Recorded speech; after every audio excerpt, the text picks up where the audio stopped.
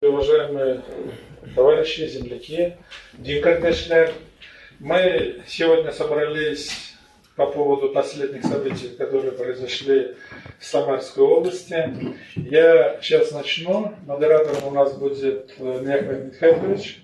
Он потом продолжит, и мы по кругу каждому дадим слово, где-то минуты 3. И в конце потом обсудим и примем резолюцию. Рахмет.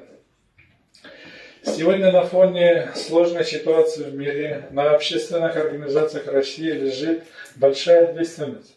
Ведь некоторые силы давно пытаются стравливать жителей России между собой. Представители татарской общественности Самарской области, как и другие представители многонациональной Самарской губернии, крайне возмущены происшедшими недавно случаи конфликтов среди подростков, поведением детей в социальных сетях.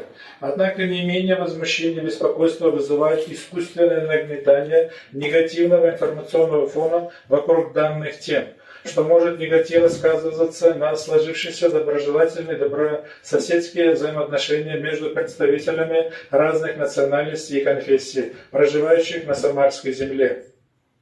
Кризис внутри страны нам сейчас абсолютно не нужен. Для нас важно исходить из коренных интересов многонационального, многоконфессионального народа России. И наша главная задача – остановить насилие и конфликты внутри нашего региона. Некоторые силы очень хотят спровоцировать волнение, втянуть в конфликт как можно больше других стран и народов, запустить настоящую волну хаоса, взаимной ненависти в нашей многонациональной стране и далеко за ее пределами. Для этого в том числе пытаются играть на национальных и религиозных чувствах миллионов людей. Все мы должны помнить, что наше будущее зависит от подрастающего поколения.